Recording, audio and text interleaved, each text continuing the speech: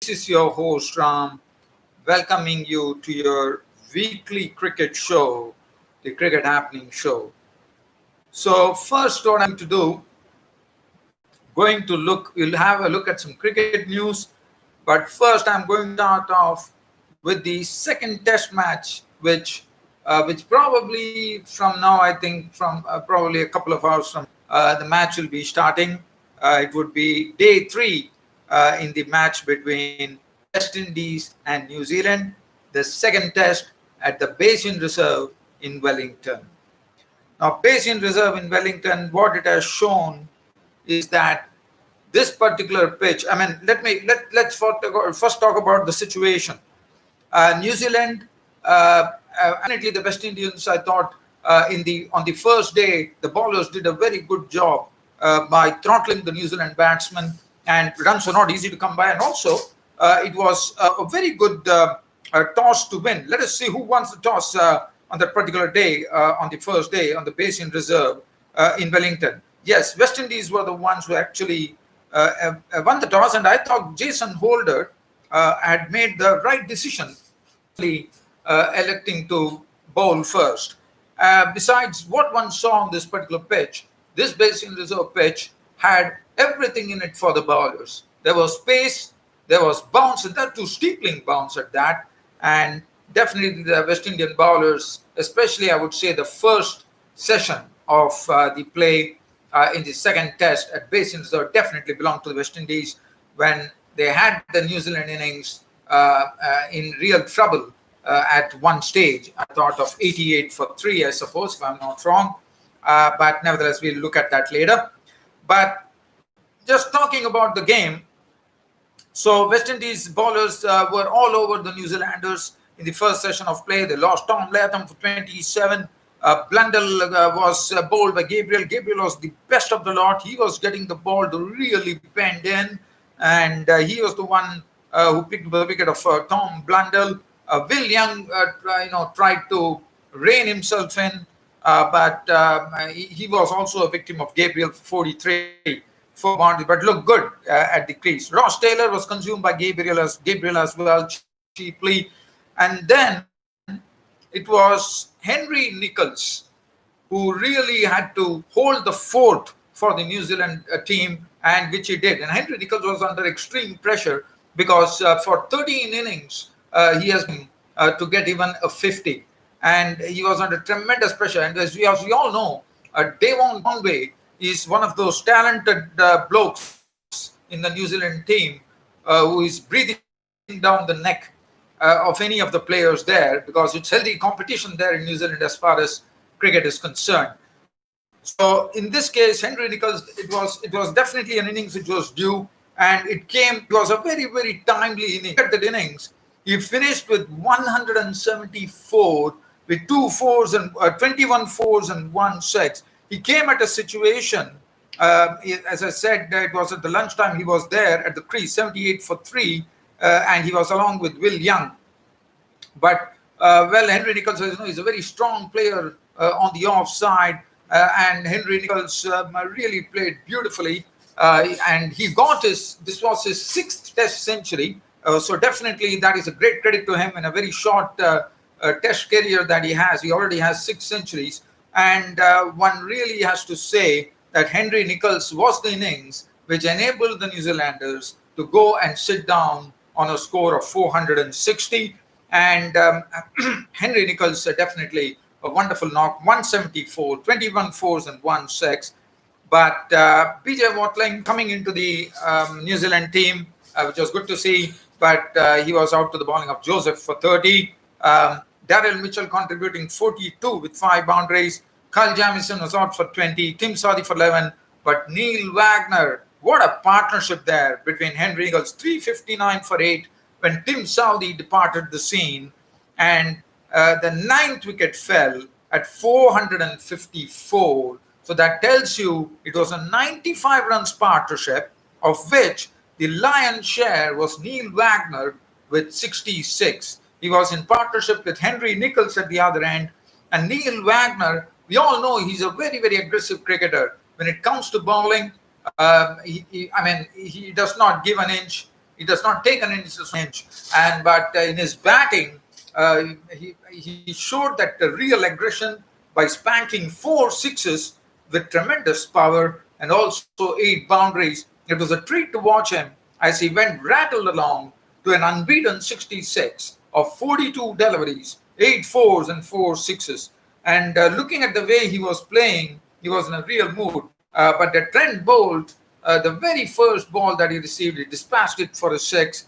But that was out. Once he was out, Neil Wagner was left not on 66 of 4 deliveries, 8 fours and 4 sixes just before tea on the second day. The New Zealand innings winded up at 460, and that was a very good total on this particular track. As I said, it was not easy. So let's give credit to the innings of Henry Nichols. As I said, this particular pitch had everything in it for the bowlers: pace bowling, swing bowling, as I said, steepling bounce, everything in it. And I thought the West Indies should have definitely capitalized. Other than taking the honours in the first session of play, the entire honours belonging to New Zealand, as New Zealand were bowled out for 460. If you look at the bowling card there, Shannon Gabriel, definitely the pick of the bowlers, 26 over 7 minutes, 93 runs and 3 wickets. Jason Holder, none for 85, could not pick up a wicket. I thought Jason Holder's line was not really perfect. Alzari Joseph, 3 for 109. Chamar Holder was very impressive. Chamar Holder, the young bowler, he bowled superbly, I thought, and on his debut, and about 2 debutants in the West Indian team. Joshua De Silva had to come in because, as you know, definitely West Indies were crippled, no doubt, with Kemar Roach returning back to the West Indies. Shane Dowditch, who could not even bat in the first test, was also not there, and that enabled Joshua Silva to come. Joshua Silva is quite a talent in the West Indies, and he came into the team, and so he came into the team. And Chamar Holder, the young pace bowler, was very impressive. I thought if I look at his bowling, I see that he's very tall. He has a nice smooth run up to the wicket, and at the point of delivery, I think the weight transfer is very good. And I think, and he was a good bowler as well. He could actually get the ball to swerve away as well. He took 2 wickets on his debut, so definitely credit to him. 26 overs unmade and 110 runs and 2 wickets. And Roston Chase, 2 for 54 at the end. Now, New Zealand were 406, and the West Indies were definitely faced with the task. We knew that West Indies would have quite a struggle with the potent pace attack, the potent pace and swing attack. Now, what New Zealand did well here was, it was not only about the pace, it was the swing which really defeated the West Indies, as West Indies closed the day at 124 for 8, trailing by 336 runs. And I'm sure the acting, and as we all know, New Zealand also don't have the services of Kane Williamson. Tom Latham is the captain, and West Indies were placed at 124 for 8. And let's hear the story of 124 for 8 as to what happened. Brathwaite was dismissed pretty early. He was a victim of the ball. Caught Taylor bowled Saudi for naught. John Campbell, in fact, was hit a very painful blow on his groin by Tim Saudi. Recovered, but nevertheless, he found himself all at sea. And Jamieson was the man who picked up his wicket when he bowled a delivery which was full-length delivery on the off stump, and Campbell was trying to drive, and he had an outside edge. But it was a very painful stay at the crease for John Campbell. Nothing was going right for the West Indies, but for New Zealand, everything was going right. As I said, there was pace, there was Trent Boult and Tim Southee there was Neil Wagner, there was Kyle Jamieson, absolutely. And in the end, we all saw that Kyle Jamieson finished with his second 5-wicket haul in Test cricket, and he already has a hat-trick and a lot of 5-wicket hauls in this domestic season in New Zealand. What a bowler Jamieson is going to be. He's going to be a I think, an X factor for New Zealand. The way he bowled, it was not only about pace, it was about pace, swing, and sometimes getting late swing. That was tremendous to see. He picked up John Campbell, and then the next ball, we could hear the rattle of the timber as Roston Chase was sent on his way. What a delivery. It was an in-swinging Yorker from Jamieson. The very first delivery Chase faced, his timber We could hear the rattle of the timber, and Chase was gone. Paul Jamieson for naught, and then Shamar Brooks was Darren Bravo was a victim of Saudi. It was absolutely a wonderful catch taken by Tim Saudi on his follow through. Darren Bravo, one should have watched this walk back to the pavilion, which was a sort of he was walking at snail's pace. His head was down. He probably never thought that Saudi would take the catch because it was hit beautifully by Darren Bravo. But Tim Saudi on his follow through taking catch, and that is not easy for the bowlers, as we all know. Shamar Brooks was the one who then got company. And after that, Jamieson was on a hat trick. He was on a hat trick at that time, and Roston Chase was gone.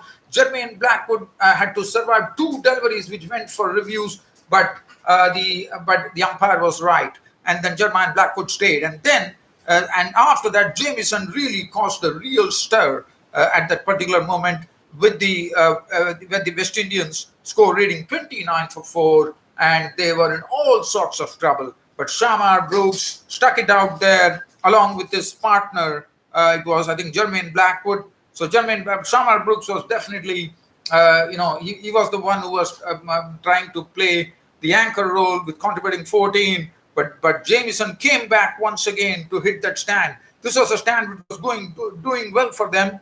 Jermaine Blackwood, as you know, is coming on the heels of a century in the previous Test match, and here his contribution was 69 today.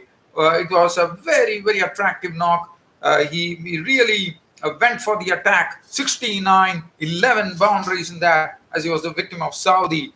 But that was a good partnership. 9, the score went on to 97. Shamar Brooks was consumed. Let's have a look at Jamieson getting Shamar Brooks' wicket. Now, Shamar Brooks, let's have a look at Shamar Brooks' wicket. This was a scrambled seam, good length ball, angling in.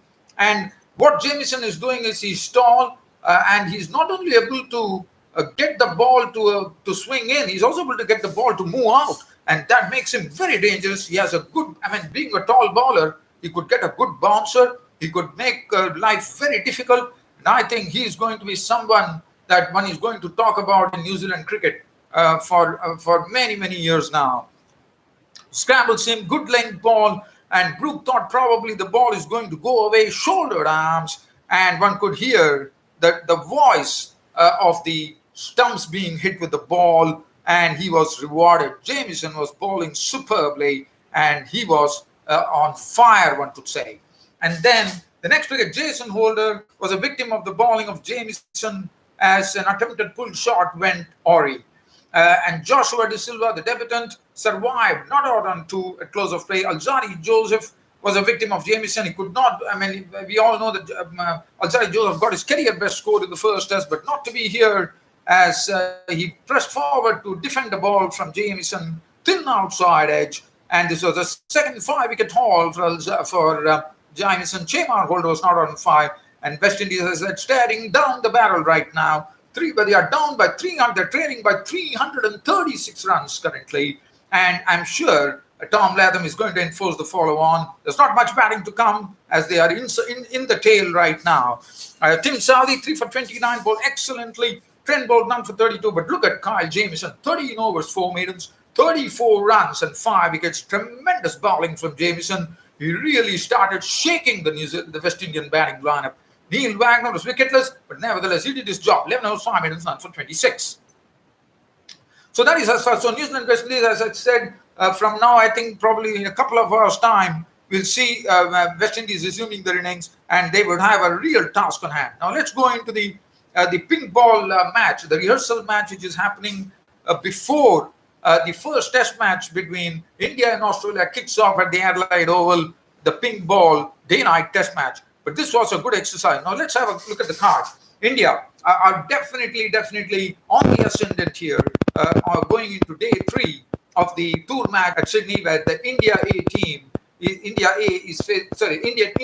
is facing on the Australian A team. So India batted first, 194 all out, with Prithvi Shaw scoring 40, Shubman Gill very good 43. But other than that, there was not much to talk about. With the bowling honours going Sean Albert taking 346, 1 wicket for Conway, Sutherland. Cameron Green was superb.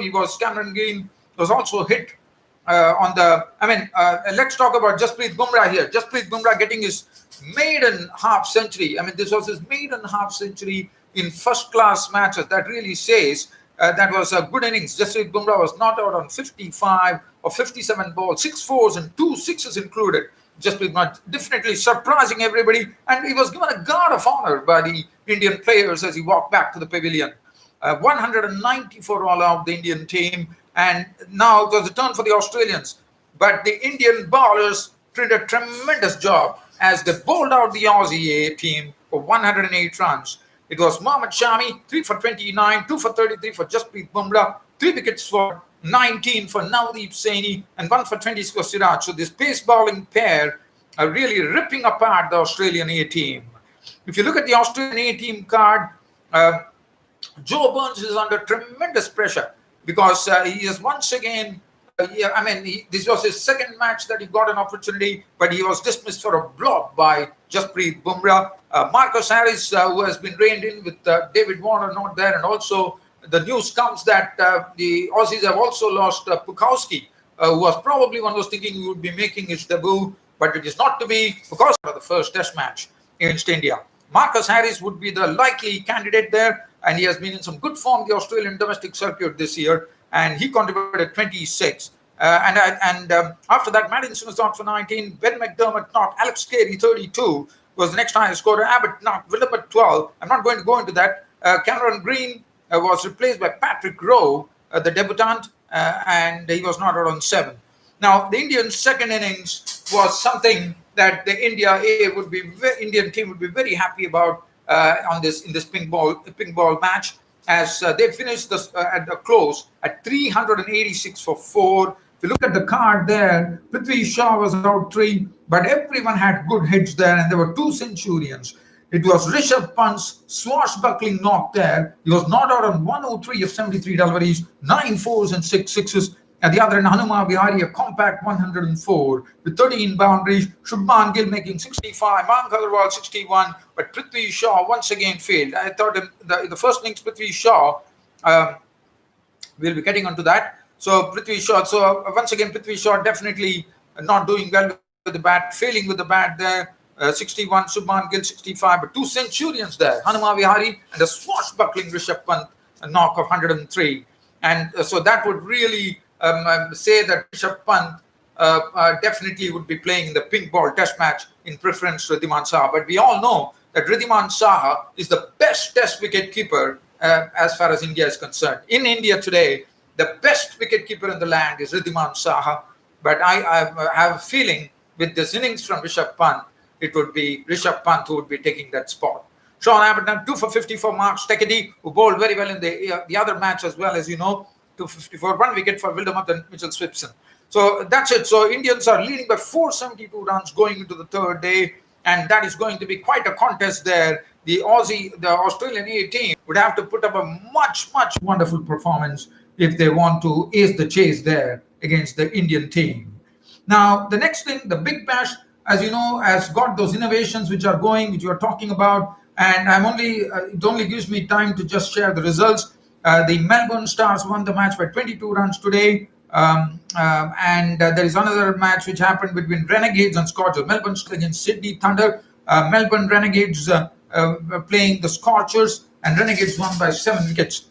Just a small update there. And the Indian batsman and wicketkeeper, former Test wicketkeeper, one could say, Parthiv Patel, and we all know Parthiv Patel for a baby face, as you all know, and he's the one who has retired from all cricket, and he has become a sort of Mumbai Indians, who is always on the hunt for new talent, has appointed him, I believe, as a sort of a person who will be hunting for the cricket talent. If I'm a scout, yes, he has become a talent scout. That's what I understand. And the Lanka Premier League is really hotting up, no doubt about it. Some news coming in from the Pakistan tour of New Zealand, where for the T20s, which is going to be starting probably next week, Ross Taylor has been from the Pakistan team from the New Zealand team for the T20s against Pakistan. There's no Ferguson, the express pacer, who is injured, and there is a call-up for another a pace bowler from New Zealand. His name is Jacob Duffy, who has earned his maiden call-up. So it'll be interesting. And also Williamson and Bowles will be into the team as well. So that'll be interesting. The semi-finals that is come. The second semi-final is going to happen between Jaffna and Dambulla. So Jaffna Stallions would be taking on Dambulla Vikings in the second semi-final in the Lanka Premier League. Yesterday in the Lanka Premier League, we saw a match which had all sorts of excitement when Qais Ahmed, the Afghanistan player, turned out an electric performance. He's normally known as a bowler. He spanked 5 sixes and he actually got the team to a victory. And other news coming in from England, it's Stokes and Archer have been, as you know, the England tour. England will be touring Sri Lanka, and Ben Stokes and Jeffrey Archer, the two big draw cards, have been rested for the Sri Lankan tour to keep them fresh, and they've been replaced by Jonathan Bairstow and Moin Khan. Well, so that's it as far as today's cricket show is concerned. I have nothing else to share. It has been a pleasure talking to you all after quite a long time. I wish I could do it on a daily cricket show, but again, it becomes again, I would say it has been a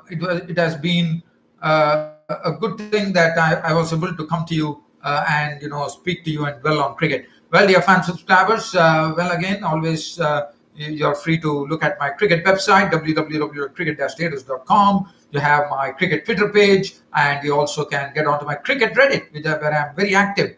I think cricket Reddit and Twitter is one which I normally go to on weekdays, but normally, because on weekends I'm all there on YouTube, but normally on weekdays, since I have my phone with me, I could at least get on and type something, but not on a regular basis. But I try to keep myself occupied, keep myself in touch with cricket, and try to connect with my audience who have been definitely giving me a great support.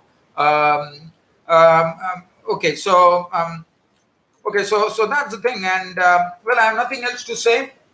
This is my cricket show. It's a wind up right now of this cricket show for Saturday, but Sunday I'm hoping to see you all once again. We'll talk about the third day's play that is coming up in Basin Reserve in Wellington, where, as I said, the West Indians are really staring down the barrel right now, and they have a long, long way to go. But I think, looking at the way the Basin Reserve pitch is playing in Wellington, I think West Indies are going to find it very tough. But nevertheless, let's wait and watch as to what really comes up today at Basin Reserve in Wellington. Till such time, it's goodbye from my studios here, from all of you here, from host Ram, and look forward to seeing you all tomorrow on a Sunday. Bye.